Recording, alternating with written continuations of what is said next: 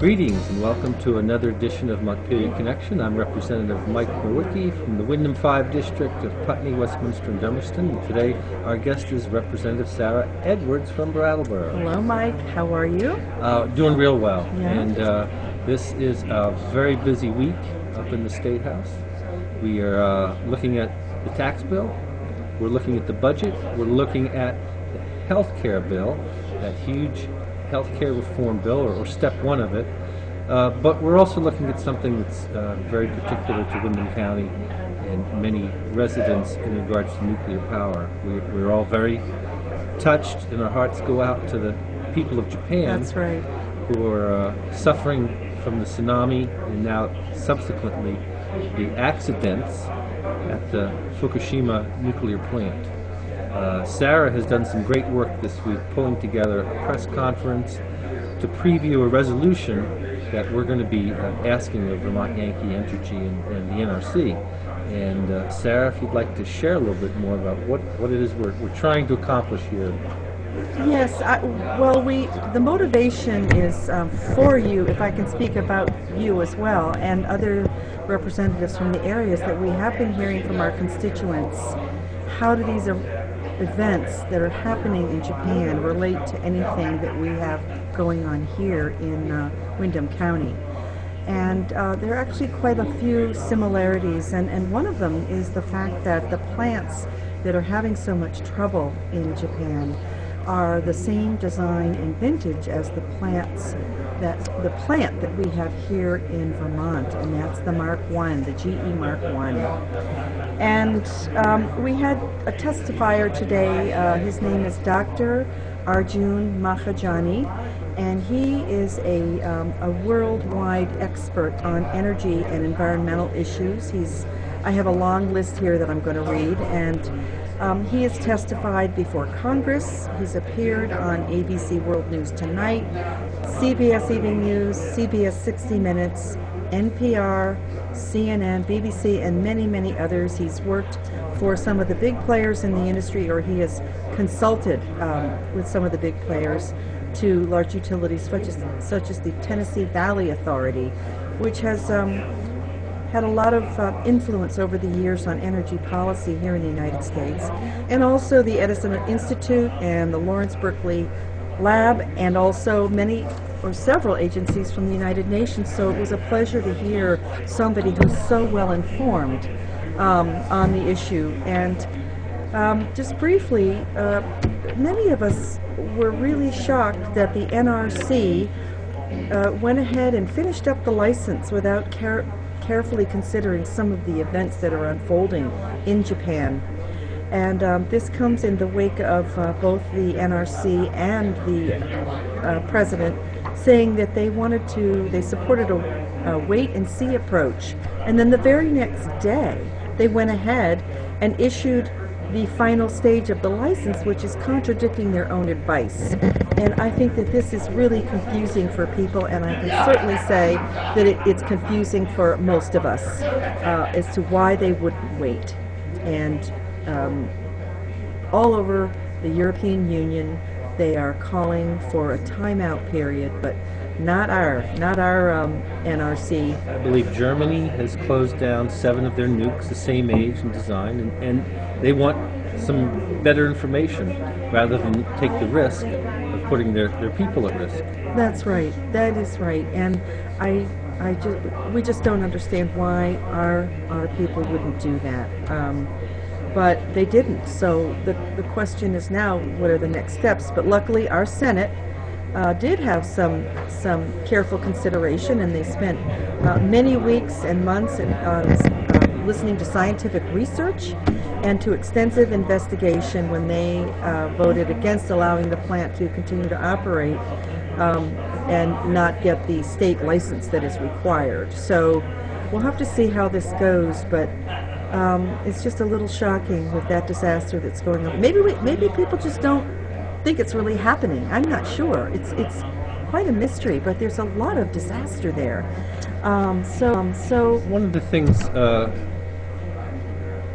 was pointed out in the press conference is that this decision seems to fly in the face of some proclamations from the NRC recently. Yes. In the recent past, that they want to go slow. They want to Yeah. take their time, and I think that's why we are putting together a resolution Yes. to talk to our governor, talk to Louisiana Entergy to do the right thing, and the NRC. What we'd like to know is the plant resilient enough, strong enough to withstand the stress of a series of events such as what happened? And as was pointed out today, while earthquakes are not the kind of problem here as they are in the Pacific Rim, this plant is in a floodplain on the Connecticut River where incredible flooding has occurred, and where we have some dams that are just as old as our bridges and roads that are in bad disrepair. And it's not out of the question that events could start to tumble into place that could create a horrific scenario. And we want to know a number of things, and one of the things that you pointed out was that around the storage of the spent fuel? Yes, and that was one of the things that our expert speaker said today, is that one of the number one priorities that we have to talk about is getting the NRC to order Entergy to get the spent fuel out of the pools right now, because that is to the extent that's possible. Now the fuel does have to remain in a cooled state for 5 years in the pool, but there's quite a bit of fuel that could come out of the pool at this point and be put into dry casks. We need to remove that. It's a very vulnerable spot. The Academy of Science, which is a peer-reviewed, nonpartisan, non-political body, has said that we really need to consider the location, which is top of 7 stories with a metal roof. And okay, so maybe it's thick or it's not thick, I don't really know, but it still needs to get out of there. It needs to get out of there. Well, one of the concerns is that the concentration of spent fuel rods is much higher than in Japan. That's right. They're packed into the pool, and that is added heat. And that's right. There's a lot more in there than there are at any plant in the other countries, or Japan, or whoever else has this kind of reactor. Well, a next step, Sarah?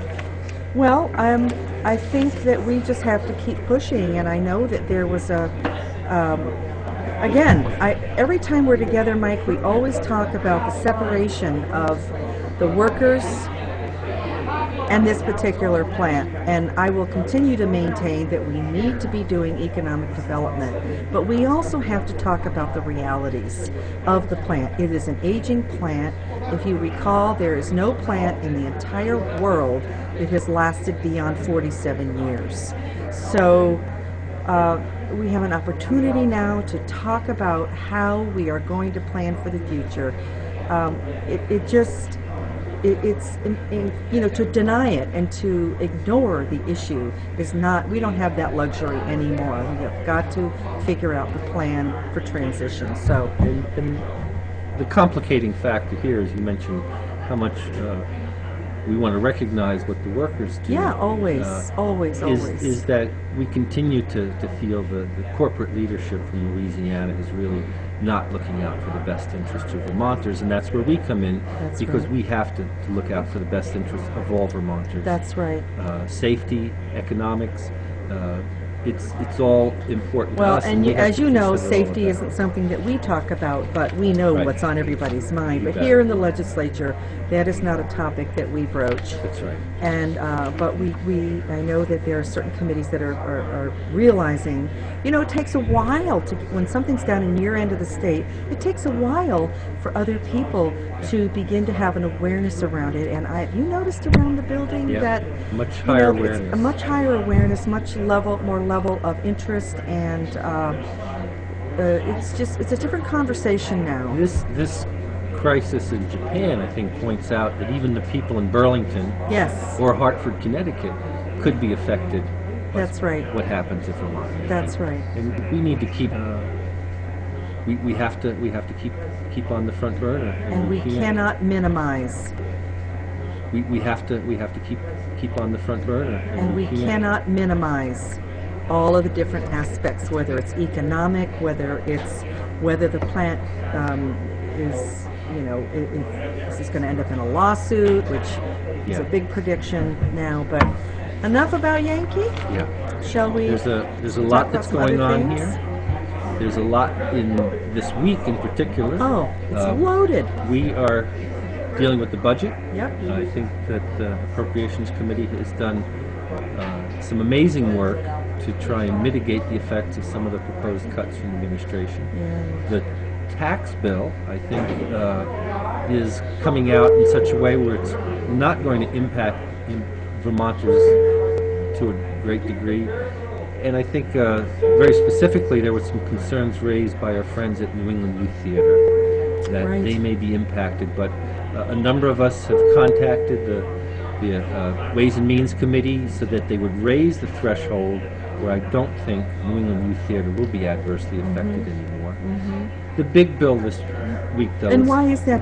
What the bill, the language around that was that there was going to be a 6% tax on ticket sales for organizations yeah, with at a certain level, $50,000. $50,000. And they raised that to $100,000. Oh, well, that will help the small So people, I the think it small helps the small organizations. That's, organizations. thank you, I had missed that piece.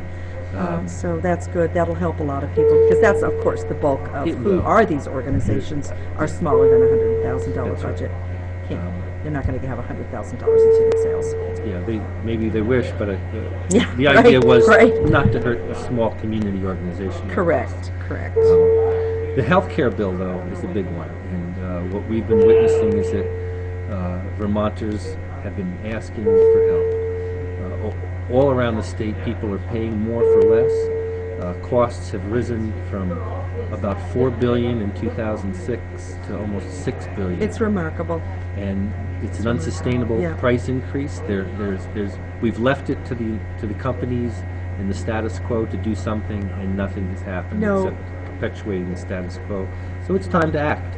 It's time to act, and people are having this conversation, and we're keeping that door open long enough to have this conversation is one of the tricky parts, because the urge is to close the discussion, and part of our job here is to make sure that this is a process that people can participate in and comment on. So I think because of the work you do, you have a lot more awareness about the ins and outs and the day-to-day of this. So I always appreciate hearing what you have to say about it, Mike, because in this building, Yeah, there's a lot going on. there's a lot going on. One of the things that we're very much aware of is this is the start of a huge process. What we're going to do this year is step one of 3 Yes. steps over the next 3 years. What we need to do to be in line with the federal health reform bill is to set up a what's called a health care exchange. And within that is where our single payer will grow out of. And can you say more about what that is, what the exchange is? Well, in each state, it can be different things. In some states, the healthcare exchange is going to be literally a marketplace where all the insurance companies will be able to sell their wares. In Vermont, we're going to be doing it a little differently. We're setting up an exchange that will meet up with federal health laws so we can tap into the federal funding streams, Medicare, Medicaid. But what we will be doing is setting up a system that will, in essence, be a single-payer system providing universal health care. So as we progress into this, though, there will continue to be an ongoing process of fine-tuning this, and that's why, as you said, this is not, we're not closing the doors on this right now, but we are starting the long process of addressing cost control, addressing greater access, and the bottom line is we want better health outcomes. Yes, we do. And, if you have health care and the other person doesn't, you don't want to get involved in their health care, even though healthcare doesn't understand fences. Yeah. I mean, illness doesn't understand fences. So the more we can keep our society as a whole healthy, the better off we're all going to be. Yeah. But Mike, how do people stay in touch with this bill? Do you recommend going to the JFO site? Where's the best spot? What's the bill legislative number? website. Yeah. Well, it's 202. 202, okay. And the legislative website, which is leg.state.bt.us. Okay. And they'll be showing that up on the screen at the end of the program. But the bill is up now. The bill is up. You can follow healthcare reform on there. You can follow any legislation. Yep. Alongside that, there'll be the Joint Fiscal Office as a website Right. with a link there, where you can look at the finances of this. And one thing is too, though, is don't get frustrated when you go and see the bill and you think it's the same, because it is changing, but it's very difficult to track those changes unless you're reading, newspaper articles on it or listening to the radio, because things happen before they go up on the website. Right. So just stay in touch. Yep. And find news what you can find about it, because it is a daily process, and at some points it moves really fast and hard to keep up with. You can contact us too. Yep.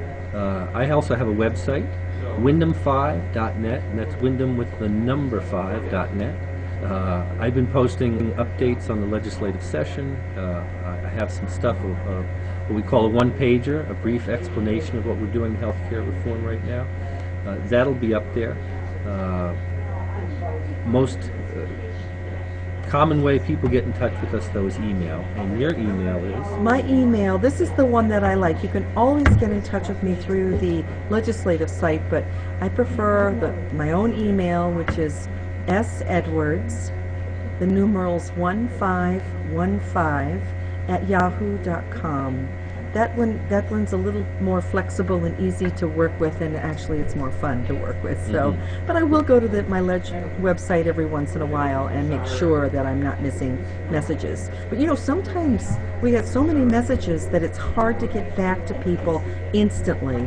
Sometimes it can take a week to get back to somebody because there's so much interest in a topic. And we don't have staff. And we don't have staff, so generally, I try to go through it once a day, but I hope people can be patient. And that would pretty much go for our whole delegation. So the legislative website has contact information for everybody. Yep. And my website, Wyndham 5, has my contact information, email, phone number. So feel free to get in touch, and feel free to come up and visit. We love to have people up here. The State House is really not that far away, and we love to show people around, especially school groups. And it's amazing how accessible it is and comfortable. Yeah. When I first got here, I thought it was so big, and now it feels like our living room. Yeah. It feels like that we're in somebody's home. Yeah. So. Anything else before we sign off? I don't think so. I think we just will be tracking all these bills. This is a big week. The budget. If you need to weigh in, just please email us. And I'm going to say for all your Windham County legislators, we want to hear from you. So keep them coming. You bet. We do want to hear from you. We are representing you, and the best way we can do it is for you to keep in close touch with us. So thank you, before we go, to BCTV for continuing to help bring the State House closer to you and help us keep in better touch. So until next time, this is Mike Merwicki. Thank you. Sarah Edwards at the State House. Thank you so much. Take care.